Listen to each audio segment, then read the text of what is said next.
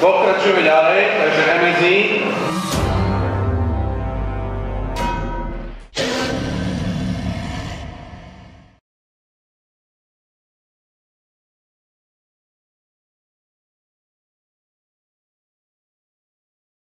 Moje jméno je David Horečka, zajímám se, v MSI dělám marketing, dělám tam PR, technickou podporu, všechno možné, ale dneska jsem, abych vám tady řekl něco málo o našich nových produktech. Nebude to úplně standardní asi, ale doufám, že vás to bude bavit. Tak, bude to fungovat?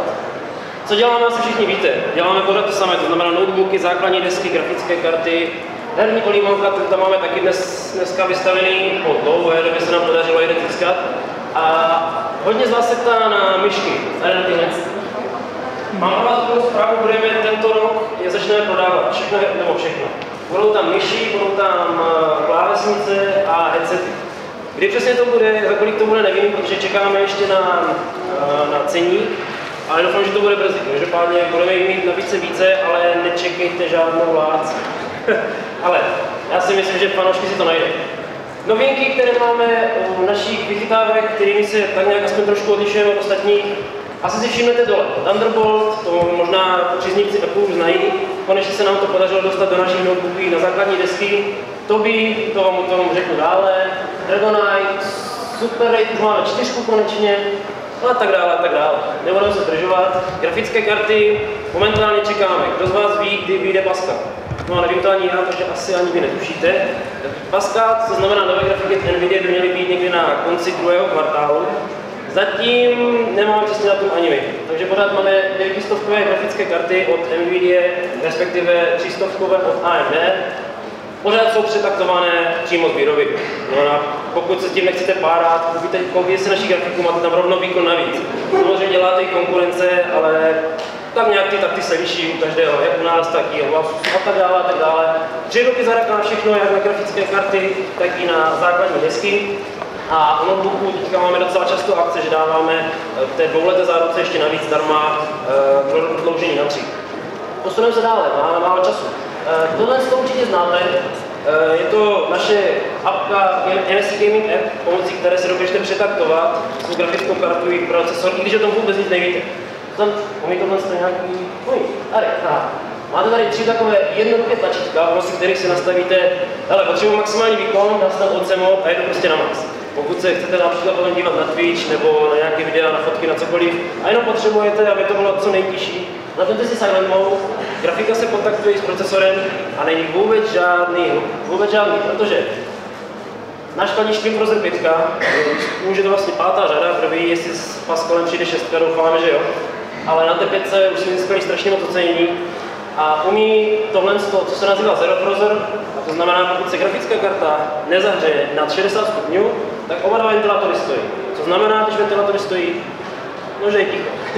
Takže tohle je docela dobrá vychytávka, samozřejmě ulítej konkurence, ale jak říkám, náš kladič byl docela často oceňován. A jedna z hlavních věcí je tohle. Tohle je ocenění, které jsme získali od čtenářů extrahardware.cz. Čtete ho někdo? Když vím, že tady na Slovensku asi... A jo, máte tady pár. Mám pro vás bohužel špatnou zprávu, extrahardware na konci měsíce března končí. Takže slzičku uroníme, ale bohužel končí, nevím přesně proč. Každopádně se nám povedlo za minulý rok získat od vás čtenářů místo první v grafických kartách, jakožto nejlepší výrobce grafických karet.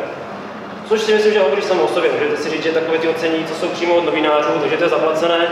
Já vám můžu klidně tady říkat 5 hodin v kuse, že to není, ale asi mi nebudete konečně věřit. Tak každopádně tohle z toho mluví samo za sebe.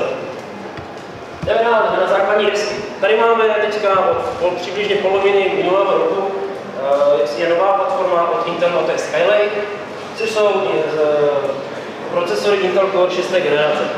Máte už někdo počítač na Skylake postavený? Nemáte nikdo? Čekáte, až bude něco nového? Tam byl jeden. Tady druhý, no, paráda. Samozřejmě, my jsme se rozhodli, že uděláme v tom trošku zmatek všem našim zákazníkům i příznivcům a tím pádem uděláme další, nebo spíš nové 3 rady. A to je tady Arsenal Gaming, Performance a Enthusiast Gaming. Je to vidět aspoň trošku? No, nic moc. Každopádně, je to od toho, samozřejmě od spodku nahoru, výkonnostně i celkově vybavu. Takže pokud vám stačí nějaká základní grafická, teda základní deska, která bude tak nějak alespoň trošku herní, bude mít nějaké pěkné zbarveníčko, tak vám stačí tady tohle, dá se říct, základní nebo nejnižší řada, gamingová řada, rozená.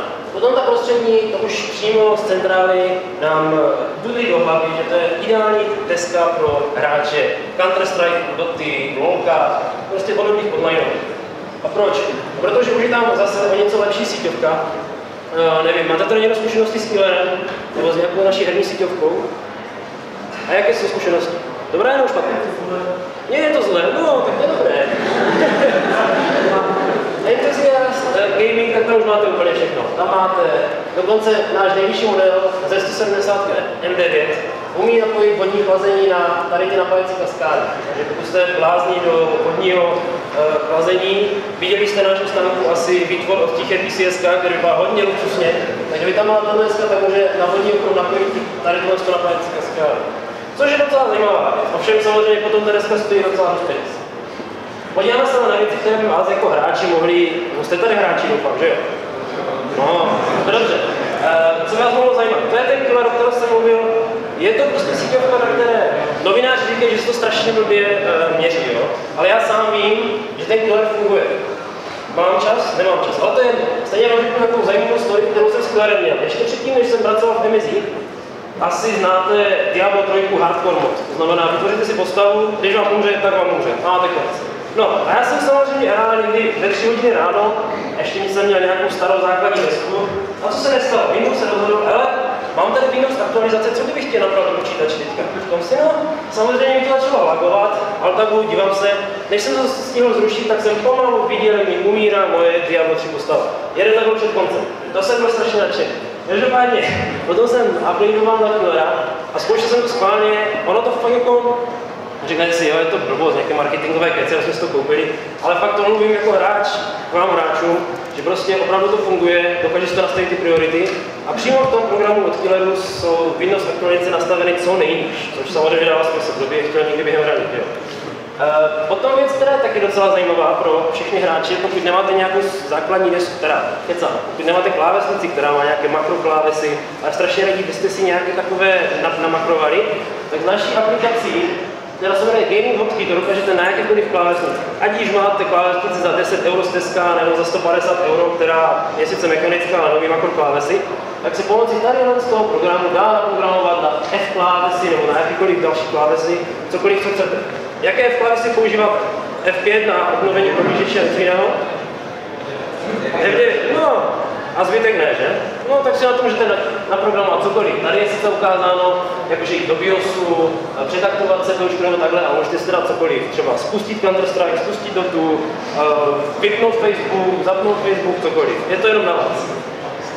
Nahimik je, předtím jsme měli Sound Blaster Cinema, pak byl Sound Blaster Cinema 2, teď máme Nahimik, který tohle umí to všechno možné. Umí to virtuální zvuk, což je největší výhoda toho, tohle řeknu. Tohle to není kec, tohle jsme si nevymysleli. Tohle tu technologii měli prvně vlastně letci francouzské armády. Pomáhá jim tahle technologie, která se jmenuje 360 stupňový zvuk, poznat, odkud na ně míří jiný letoun, prostě proti ní letí raketa. A my jsme samozřejmě s Nahimikem začali spolupracovat právě, když vyšly nové Skylake desky. A dostali jsme to do našich notebooků i do našich desktopů. A tahle technologie je tak dobrá, že je zakázaná na turnajích. Protože ona nejenom, že vám to v tom normálním headsetu, který máte, řekněme, headset za nějakých 20-30 €, tak vám dokáže udělat ten prostorový zvuk, ale zároveň se dá nastavit, aby vám to ukazovala přímo i na displeji. To znamená, hrajete a vidíte na displeji takovou čárku, odkud jde přibližně ten zvuk. Jo. Asi co hrajete CS, tak víte, že tohle je strašně cheat. Jo. Vy jste hráli CS a řeknete si ty 8, 1 na 4 a teďka vidíte, kde oni běhají. Takže tohle je asi opravdu zakázáno na turnajích. Ale opravdu zajímavá věc. Samozřejmě, pokud s tím hrajete, tak asi nebudete úplně v oblíbě vašich protihráčů. Tak, kdo tady přetaktová? Umí někdo z vás přetaktovat počítač? No, pěkně, pěkně. My tady máme takovou věc, kterou jsme testovali minulý rok na Banky Press Challenge, což je docela velká akce u nás v České republice. A je to takzvaný předtím asi jste znali MusicG. No, tak tady tohle z těch gimbals je taková novinka. Tady tohle tlačítko je otočné, máme ho na našich vyšších deskách na Enthusiast Gaming, jestli si pamatujete. A ono dokáže automaticky, pouhým pootočením, vám přetaktuje procesor na takovéhle frekvence.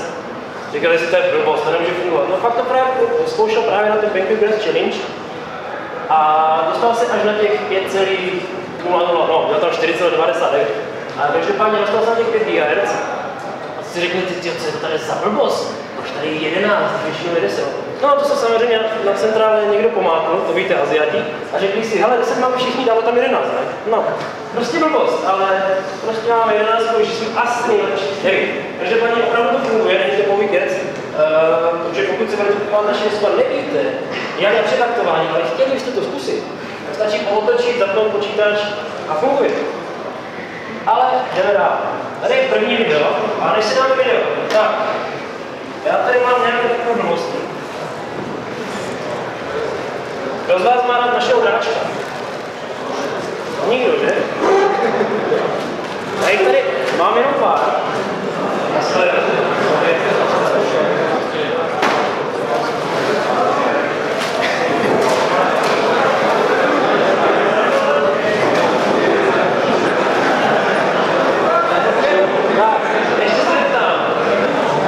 Ještě se zeptám.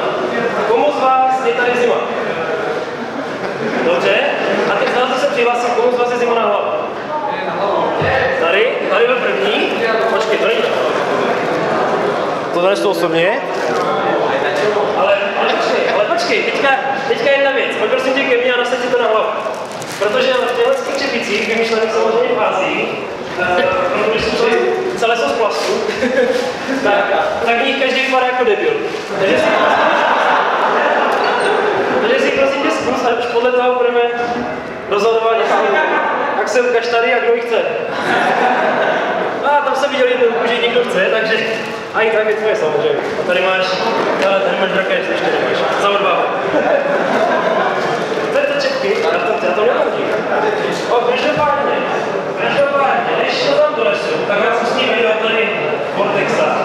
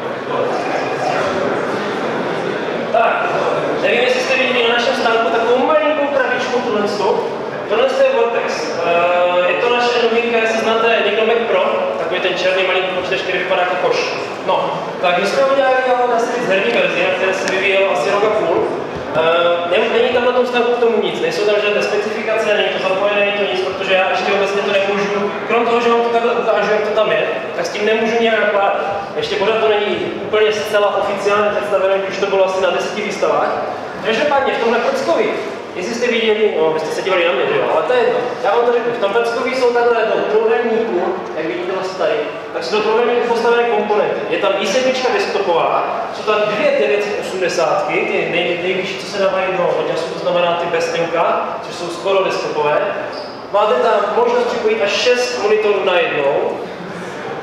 Kdo z vás to využije? No, někdo by se našel. Každopádně ten prcek se začne prodávat někdy během druhého kvartálu. Nebude to žádná sranda, ale je to opravdu malinký, když tak se běžte podívat tam na stánek a vidíte, jak je to malinký prcek a opravdu výkonu na rozdávání. Je to, dá se říct, jeden z nejvýkonnějších strojů, co jsme teďka postavili. Pojedeme dál? Nepopojedeme. Tak si to vidíte sám, dobře? Tak, dostaneme se k noťasům, já už sice přetahuju, ale to bude snad rychlovka.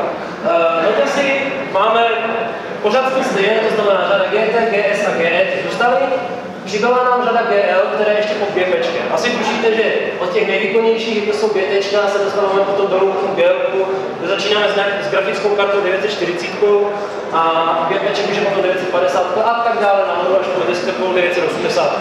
Takže záleží, co chcete, samozřejmě pokud chcete nějaký opravdu nejlepší cena výkon, tak to je Gčko, odráží se to i na prodejích a celkově na zkušenostech uživatelů.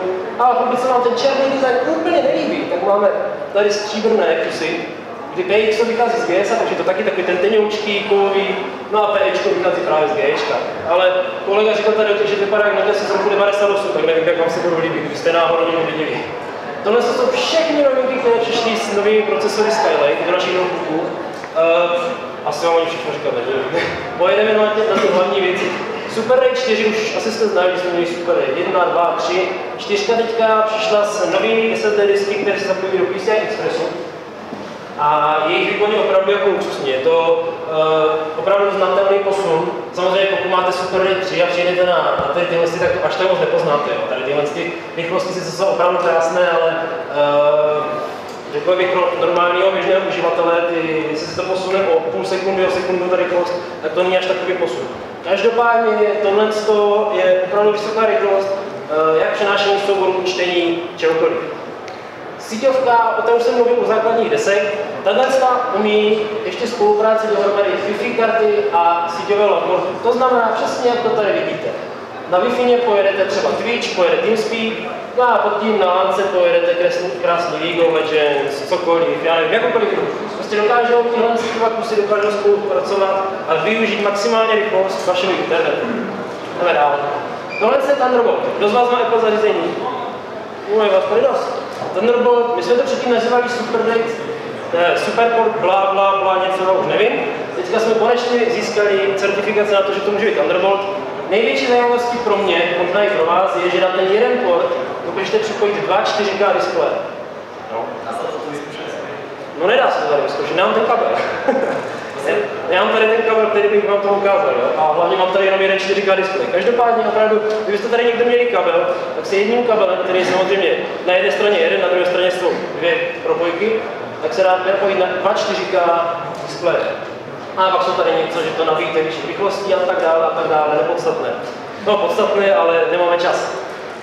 Co se týče programování té klávesnice, jak jsem říkal, pomocí gaming hotky, tak u našich notebooků, které mají spojistky z klávesnice, to jde taky.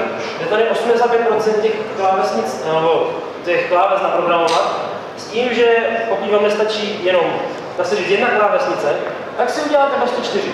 Uděláte si 4 profily různé, v jednom profilu budete mít třeba nastavené makra na, já nevím, na lolko, v druhém na vovko, v třetím to budete mít nastavené, takže se vám nikdo dostane do počítače, třeba místo Včko budete mít Esko, jako písmena a tak dále. A samozřejmě si můžete nastavovat i podsvícení těch klávesnic, a to na tyhle 3 jednotlivé segmenty. No a dostáváme se na další zajímavou věc, další video. Já už trošku přetahuji, ale kolega předem roku,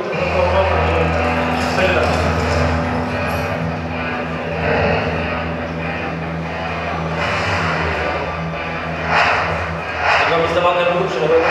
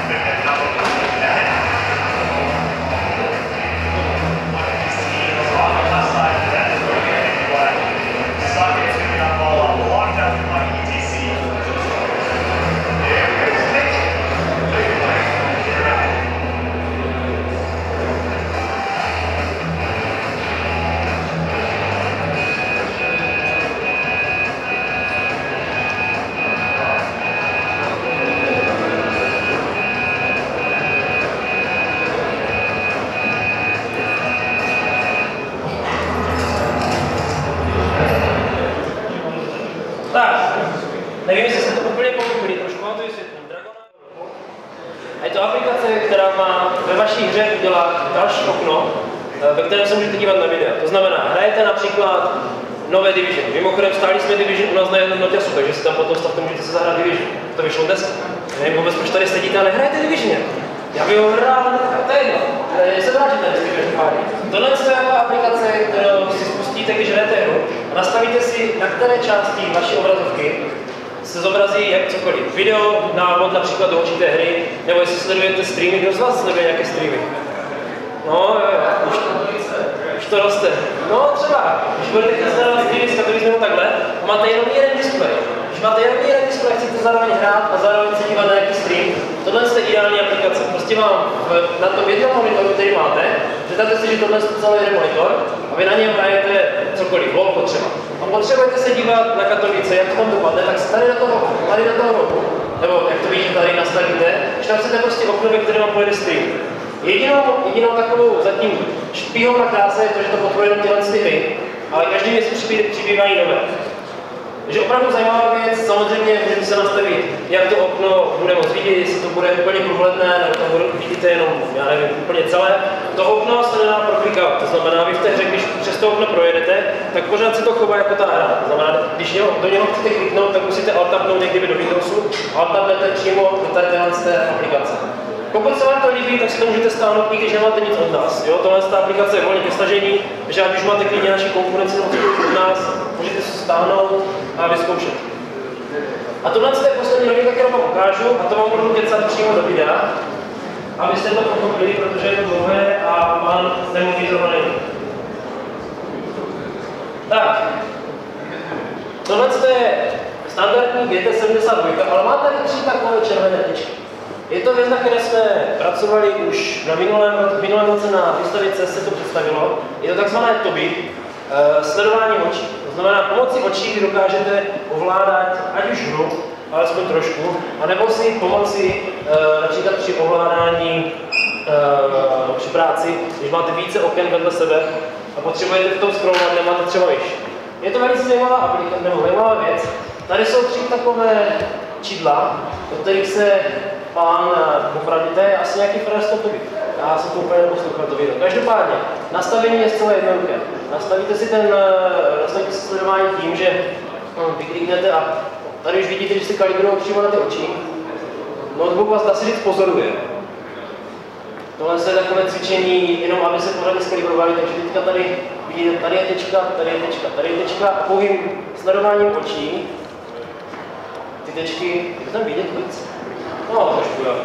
Pouhým sledováním tečky rozpraskne, jo.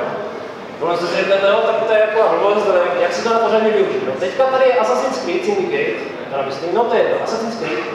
A přímo v nastavení už v téhle hře je to implementováno. Takže se nastavíte, že tam chcete TOBY, že chcete povolit sledování očí a momentálně tady ten pán používá pouze VSAD na klávesnici a otáčení je pomocí očí. To znamená, když se dívá doleva, otáčí se doleva. Když se dívá doprava, otoč to. Jo? Tohle ruku on s tím vůbec nic dělá. Pouze pomocí VSAD chodí a pomocí sledování se spát doleva nebo doprava, tak se otočí ve hře. Tahle věc je momentálně podporovaná ve hrách od Ubisoftu, a to v tomhle Assassinu, potom v Divisionu, je to taky v Arma 2, Arma 3, DayZ, a pak tam jsou ještě nějaké simulátory letecké a tak dále. Další možnost využití, když nehrajete hry, je, když máte vedle sebe 2 okna. To znamená, tady máte jedno okno prohlížeče, tady druhé. Podíváte se na to jedno a zaskrolujete dolů, tak on to scrolluje tohle. Když se podíváte na ten druhý obsah na druhé straně, tak potom scrollujete na tím druhým.